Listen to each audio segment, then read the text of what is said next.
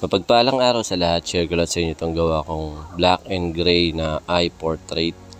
Bali, dalawang eye portrait yung pinagawa sa atin ni client. Tapos yung timpla naman natin ng black and gray, kagaya ng dati. Tatlong large ink caps. Yung unang cap, solid black. Yung pangalawa, 9 drops. Tapos pupunuin ko siya ng solution o ng witch hazel. Yung pangatlong ink caps naman, 2 drops, tapos ganoon din pupunuin ko rin siya ng solution, o kung wala naman kayong solution pwedeng witch hazel o kaya distilled water. Dito sa part ng buhok na to, bali 9M1 yung ginamit ko. Tapos dito sa mata niya 5RL yung gamit ko, pero mamaya papasadahan ko pa rin siya ng 9 Magnum para yung pagka-solid nung linya na ginawa natin mapalambot natin at magawa natin na realistic yung dating niya. Sa paggawa naman ng kilay, liner lang din po yung gamit kong needle. Minsan naman po magamit din tayo ng shader kung kinakailangan.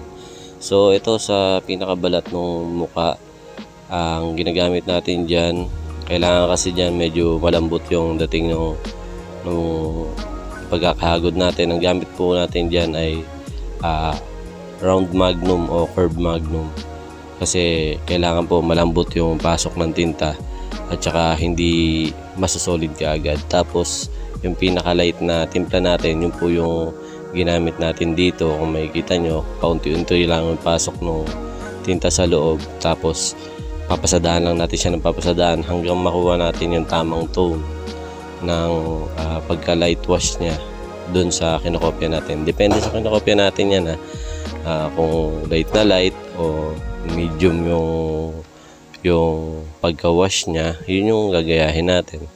Tapos doon po sa mga kadalasang ginagamit ng artist na mga size ng needle, huwag po kayong bumase doon kung ano yung ginagamit nila. Ang basihan nyo yung size po nung pyesa na ginagawa nyo. Halimbawa, kung medyo maliit lang talaga, so maliliit lang din na size yung gagamitin natin para po mas magawa natin ng maayos. Kasi kung halimbawa yung detail nung ginagawa natin ay maliit lang, tapos gagamitan mo ng malaking size, syempre mahirap gawin yon. Baka ang mangyayari magkaroon ng mga lagpas. Syempre pagka mga lumagpas na, medyo mahirapan na tayo maghabol doon. Kaya bago kayo mag-set o habang nagse-set up pa lang kayo, basahin nyo na po yung pinaka reference nyo o tsaka yung size nung pyesa na gagawin nyo, para may ready nyo yung mga tamang size ng needle na gagamitin nyo sa paggawa ng isang pyesa. So ito, magpuputi tayo. Gamit natin dyan 5RL pa din.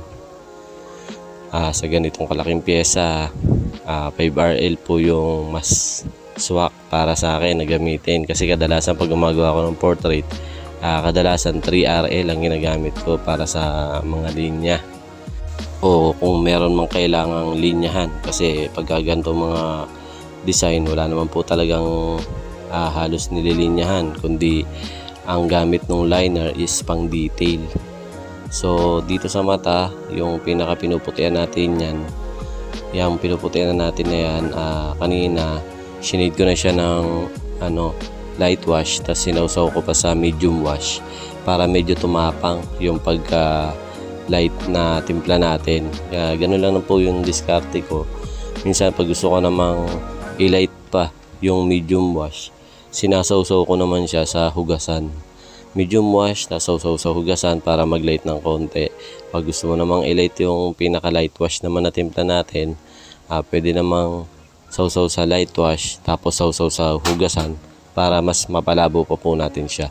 Pag gusto naman natin patapangin yung light wash, pwedeng sawsaw sa light wash tapos sasawsaw naman natin sa medium wash, o kaya light wash isasawsaw natin sa solid black para medyo mapatapang natin yung pagkakatimpla natin ng wash natin.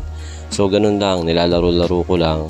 Minsan napaka-importante ng hugasan, kasi minsan doon na rin ako nagtitimpla o ginagamit ko rin siyang pampalabo sa black and gray na timpla natin. Dito naman sa pangalawang ginagawa natin, Parehas pa rin po yung timpla natin. Kung ano yung ginamit ko dun sa una, yun din po yung gagamitin natin dito sa pyesa na to.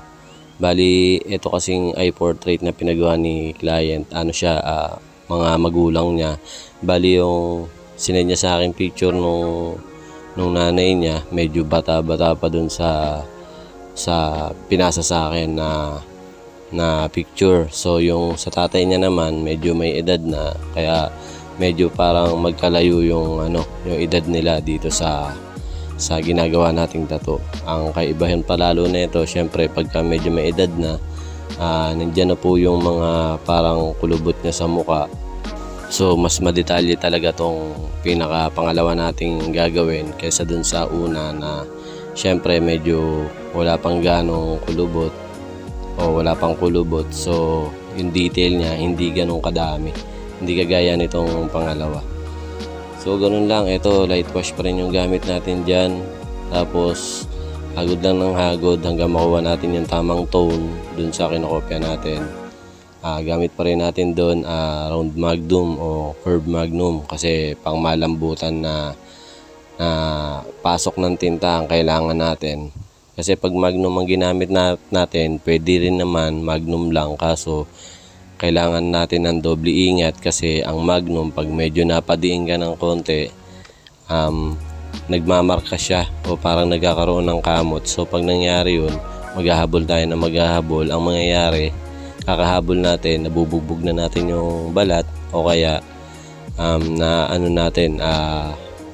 dark natin. Kakahabol natin, nagiging dark na yung naipapasok natin na tinta na hindi naman pala kailangan dapat dahil light lang yung naandun sa kinokopya natin. So dito, kung meron kayong makukuha dito sa sinishare ko sa inyo, pwede nyo pong gayahin yung timpla, pwede nyo rin pong gayahin kung gusto nyo. Pero kung mas makakagawa kayo ng sarili nyong timpla, mas maganda kasi mas makakabisado nyo. At least meron kayong sariling timpla na talagang may pagmamalaki nyo rin na kayo yung nakadiskubre. So yun lang, maraming salamat sa panonood. Sana may naibahagi ako sa inyong maiksing kaalaman. Pa-subscribe ng ating YouTube channel at Galarapit Tattoo. Hanggang sa mga susunod na video tutorial, maraming salamat.